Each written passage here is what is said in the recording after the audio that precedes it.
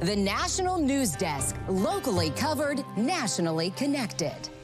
Taking the bait will incite further exacerbation of the challenges, and Donald Trump is watching video of what's happening down there. The National Guard descends on Portland, how the state is pushing back against the president's plan to protect immigration officers. What he did took planning. It also took real motivation and real anger to ultimately do what he did. The death count rises in Michigan, and the FBI gives an update on the motivation of the suspected killer who targeted worshipers during Sunday service. And then the plan for peace, President Trump's vision for an end to the war in Gaza getting closer to reality. What the president had to say alongside Israeli Prime Minister Benjamin Netanyahu. Good evening. I'm Taylor Murray. Welcome to the National News Desk, America's News Now.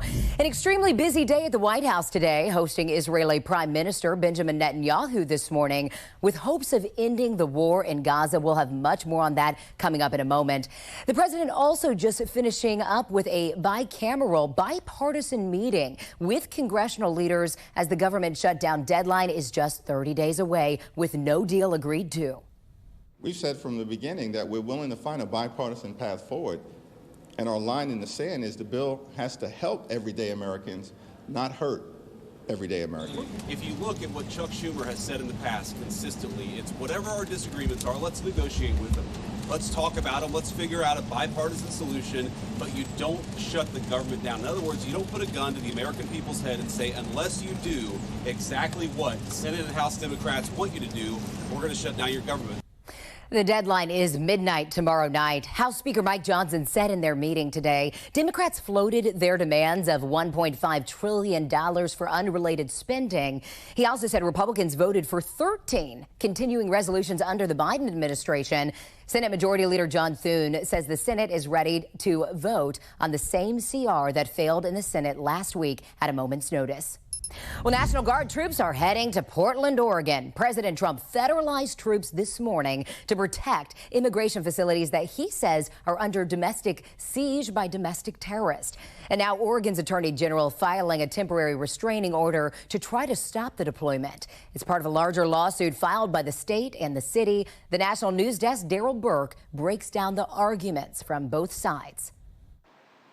The state of Oregon filing a temporary restraining order Monday, the latest move in a legal saga to stop National Guard troops from deploying to protect Portland's ICE facility. Portland Police's Assistant Chief of Operations arguing federal intervention is unnecessary, writing, since July 18, 2025, Central Precinct officers have carried out routine monitoring of the ICE facility process without serious incident. In that time, the risks posed by nightly ICE facility protests have not merited anything more than standard periodic monitoring like any other neighborhood in the city. The restraining order claims the president is violating the Posse Comitatus Act, which bars federal troops from engaging in civilian law enforcement. It's part of a larger lawsuit from the state of Oregon and the city of Portland, citing Title 10 of the United States Code, which states the National Guard may only be federalized in certain cases like invasion or rebellion. Attorney General Dan Rayfield says this is not the case in Oregon. President Trump, however, argues that Title 10 justifies the deployment in Portland to protect ICE agents and federal property. Trump posting to Truth Social this weekend that Portland is, quote, under siege from attack by Antifa and other domestic terrorists. The president did something similar in June when sending troops to Los Angeles. Earlier this month, a California judge ruled that order was not legal. That ruling is cited by the city and the state in this lawsuit. We already have another judge who's looked at very similar facts and concluded that the president does not have the authority to do what he wanted to do. A judge here could simply say, well, I just agree completely with what happened down there and essentially copy the opinion. But there's no guarantee. Tung Yin, a law professor at Lewis and Clark, says the ruling in California may be a legal precedent for an Oregon judge to follow, but Yin says a universal ruling by the highest court may be what's needed. What you ultimately would need is a decision at the Supreme Court level that would say, this isn't just LA or Portland or any other city. We're saying that in any of these situations in the United States, the rule is whatever it turns out to be. In Portland, Daryl Burke, K2 News. Now, meanwhile, outside of Chicago, several anti-ICE protesters have been hit with federal charges as demonstrators continue to protest outside the ICE facility in Broadview, Illinois. On Saturday, officials say Paul Ivory encountered a guard outside the facility and yelled, "I'll kill you," along with a swear word. That's according to court documents. 3 others are also facing federal charges from protest over the weekend. At least 2 of them were arrested with loaded firearms on their person, and the DOJ says all 4 will be prosecuted. Today, we learned that 5 people are dead, 8 more injured at a Church of Jesus Christ of Latter-day Saints location in Grand Blanc, Michigan. The FBI is leading the investigation, calling it an act of targeted violence. Investigators say a suspect smashed a pickup truck into the house of worship and shot at churchgoers, then used an accelerant like gas to light the church on fire before being fatally shot by police. For now, no exact motive has been given as the FBI says they continue to look into what led up to this tragedy. We are continuing to receive leads. We're continuing to run down all information. And once we're able to ascertain definitively what we have, that's when we'll make those statements. But as of right now, this is an act of violence. And today, near that Michigan Latter-day Saints church, an armed man allegedly plowed a car through a police barricade. During a press conference, the Grand Blanc Township Police Chief identified the suspect as a 21-year-old. Law enforcement took that suspect into custody and are trying to determine whether the incident is connected to the attack at the church. The Church of Jesus Christ of Latter-day Saints wrote in a statement in part, quote, "We are deeply grateful for the outpouring of prayers and concern from so many people around the world. In moments of sorrow and uncertainty, we find strength and comfort through our faith in Jesus Christ. Places of worship are meant to be sanctuaries," end quote. Well, Tyler Robinson, the man accused of killing Charlie Kirk, made his first official court appearance today. Let's go out to Utah for an update on that hearing and what we can expect moving forward. The National News Desk Heidi Hatch is joining us from Salt Lake City. And Heidi, good evening. What more can you tell us about Tyler Robinson's virtual appearance in court today? Well, Taylor, at this point, it's expect the unexpected. Today, we were expecting to get our first look at him in real life in the courtroom today. But over the weekend, his new defense attorneys filed a motion asking that he not appear in court. That's why he was virtual today. But not only was he virtual from the Utah County Jail, they blacked out the camera where you could only hear his voice and we were unable to see him. Now, today was just a status hearing. It only lasted about 10 minutes. They went over some basics in the case, certifying his defense attorneys qualify for state regulations that say they have to have a certain amount of years under their belt in defending capital murder cases. That was taken care of. The judge on the case is very brand new to the system as well, just nominated in May this year, sworn in 5 weeks ago, making sure that everyone knew that he would be innocent until proven to guilty and that the victims of the case would also have their say in it. So a lot of formalities that went over in case today, but no big movements that happened. We do know the next hearing will happen at the end of October, October 30th. It'll be another status hearing like what we saw today. And Heidi, do we know why that next hearing is a month out and another status hearing? It's another delay because the defense says they need time to go through the evidence. They have not received that yet, but we're understanding that there are massive amounts of that. The judge recognized that in court today. Terabytes of information that have been digitally in this case. And also, when you think about the video you saw from this incident, there were 2,000 to 3,000 kids who were there as witnesses. Not only that, but all of the other students who are on campus and may have seen other things. So they say at this point, it's difficult to know how many witnesses they're going to have, how long that list will be, and then how long it'll take to go through all the evidence that's been gathered by DPS here in the state of Utah and also the FBI. Heidi, thank you for keeping a close eye on this. Appreciate it. Well, a perimeter lockdown was lifted this morning after a bomb threat was reported at Asheville High School in Asheville, North Carolina. The Asheville Police Department was on the scene to investigate for a few hours this morning. Now, despite initial reports saying otherwise, students and staff were not evacuated. Supreme Court justices met today to review the pending appeal by Ghislaine Maxwell, who is currently serving 20 years in prison for conspiracy to sex traffic minors. She was recently moved from a maximum security prison in Florida to a minimum security facility in Texas. Today's meeting does not mean justices will take the appeal. Next Monday, the court is expected to release a list of actions taken on other pending appeals as the new term officially begins. And there are several important cases to watch for in the coming weeks and months, including a review of equal protection status of transgender minors for both their access to sports as well as gender-changing medicines and procedures. The High Court will also review Louisiana's newly drawn congressional map. This will be the second time justices hear oral arguments over this map. President Trump is once again repeating his threat of stopping funds to New York if Zohran Mamdani becomes the mayor. Posting to his Truth Social platform today, President Trump says if an elected Mamdani needs money to fulfill his, quote, fake communist promises, he won't be getting any of it. In that same post, the president says Mamdani will, quote, have problems with Washington like no mayor in the history of our once great city. Now, the president's comments on Truth Social come after a scramble to New York City's mayoral race over the weekend following Eric Adams ending his re-election bid. Eric Adams' exit sets the stage for a race between Zohran Mamdani, who is a Democratic socialist, former New York Governor Andrew Cuomo, and Republican candidate Curtis Sliwa. Mamdani is the frontrunner right now, consistently polling ahead of his rivals. Israel accepts a 20-part peace plan put in place by the United States to end the war in Gaza. And coming up, we'll unpack what's in that agreement. And back-to-back storms impacting the east coast of the United States. While neither will hit land, the dangers from the storms grow. Who's at risk in the coming days?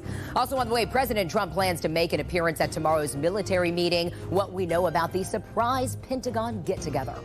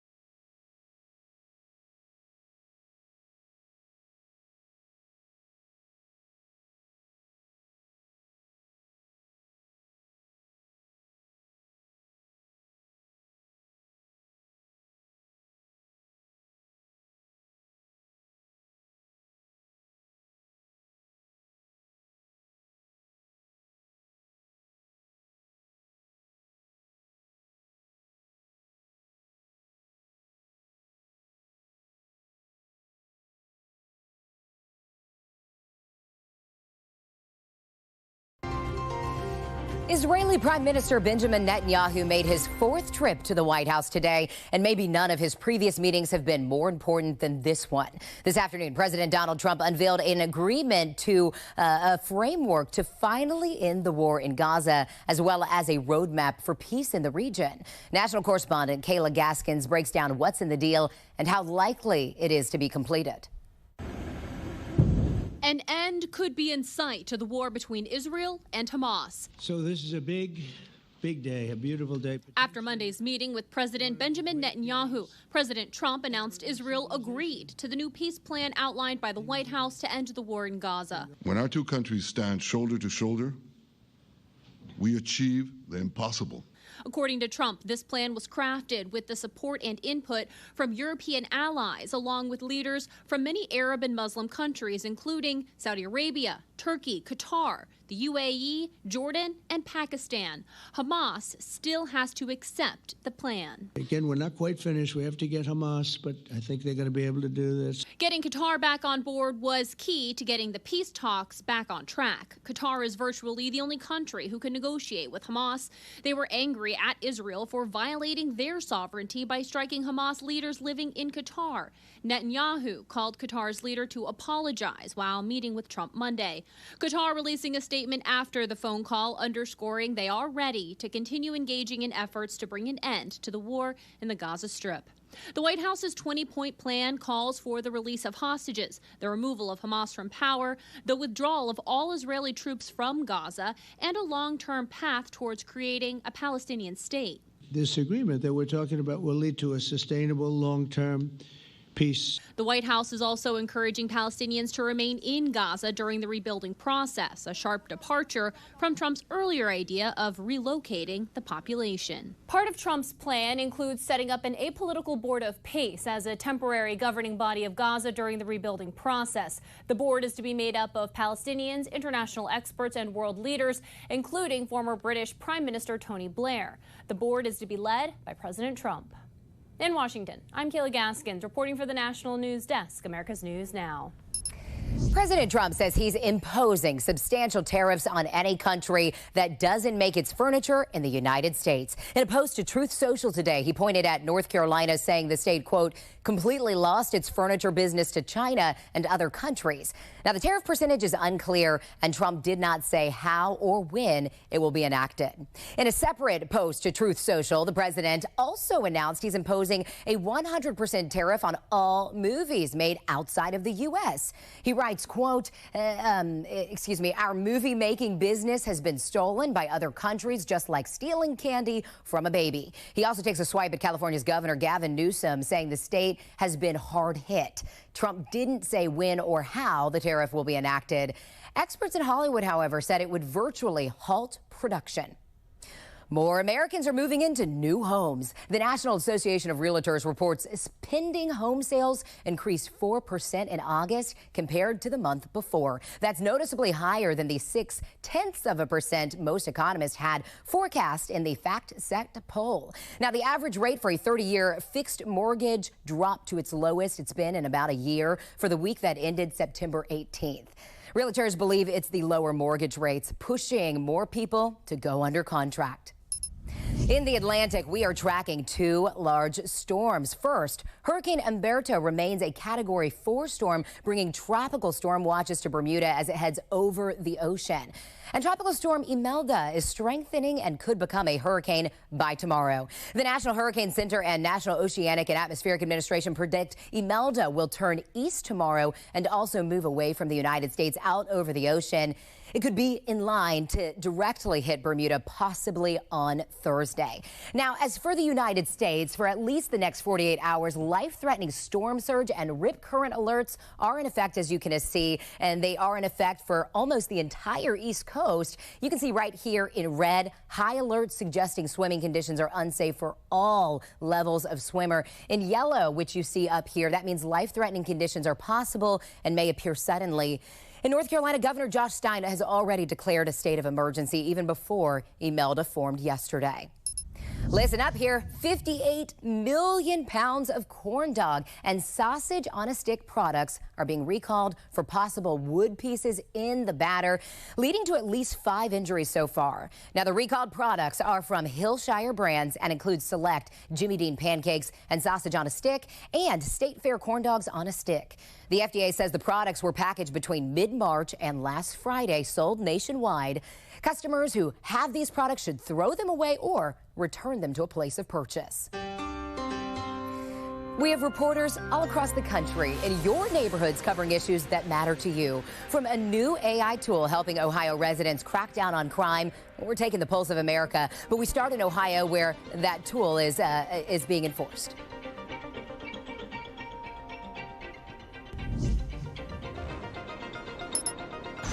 This is obviously an emotional experience for all of us in the region. Across the region, communities have been coming together to pay tribute to the lives lost from the storm and to celebrate progress. There are many other towns who are experiencing the same thing we are, and also are having probably similar kinds of events to commemorate or remember what happened to us a year ago. Here at home, the town of Weaverville hosting a celebration of resiliency, rebirth, and gratitude. It's been a year, and it's been a hell of a year. It's been a lot, recovery has taken a long time. We're not completely recovered, but we are way ahead of where we were a year ago. And over at Old Fort, you guys came together. You helped your neighbor. A community gathered for a ceremony of reflection to mark 1 year since Helene hit. My heart was warmed and I was overwhelmed to see how this community pulled together. and we had one goal in mind, and that was to make this town whole again, and folks were there. We ultimately depend on citizens of Ohio to get us information that will help protect our communities and our neighborhoods. Ohio Public Safety Director Andy Wilson says they're always looking for better ways to report suspicious activity, but he admits it can be a challenge. And a lot of times the person who would make the report doesn't know who to get the information to. They don't know how to get the information to the right person. That's why the new Safeguard Ohio app was born. The new app and website have been in the works for years. And you can upload audio, video, photos, and it really gives us more timely, actionable intelligence where once we triage it, then we can get the information where it needs to go. It uses AI to help collect crucial info, while a crime analyst determines the validity of the threat. Coming up, could the war on drugs go beyond taking out boats in international waters? The options to taking the fight to Venezuela.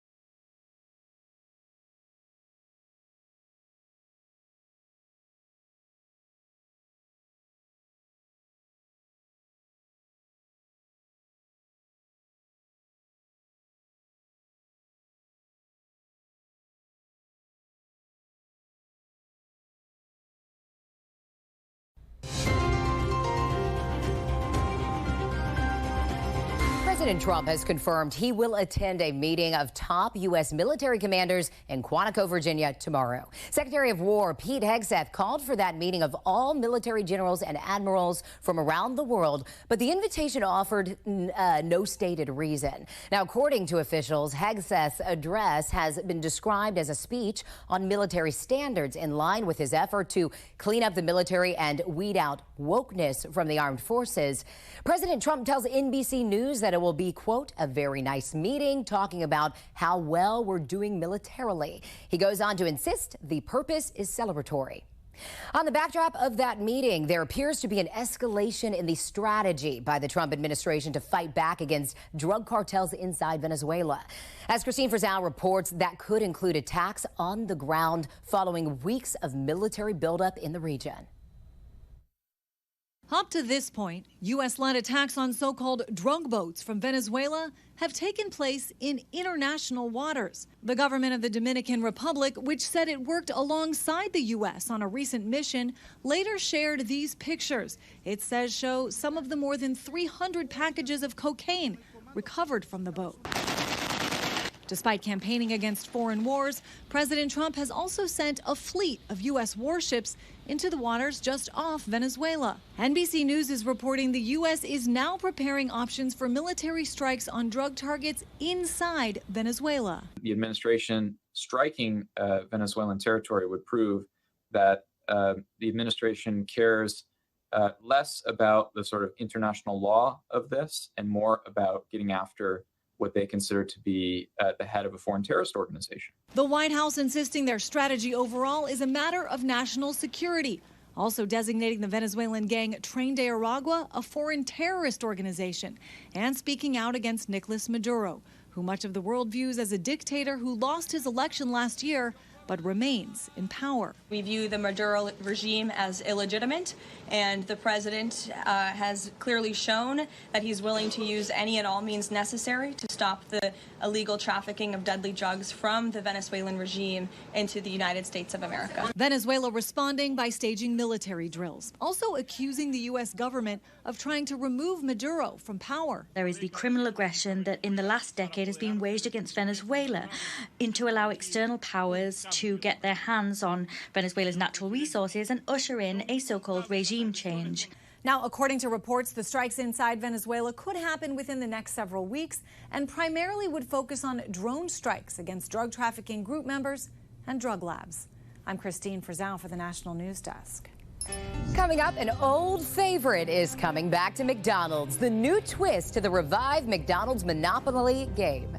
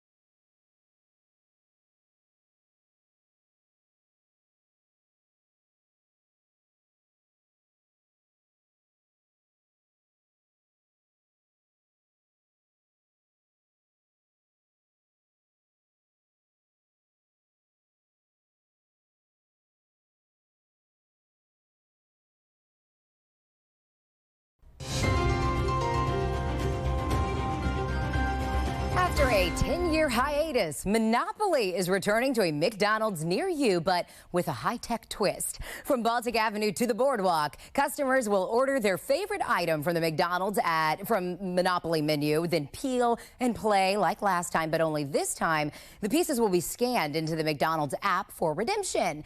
In addition to free food, some of the prizes up for grabs include 1 million American Airlines miles and a Jeep Grand Cherokee. And again, one lucky player will also walk away with $1 million in cash.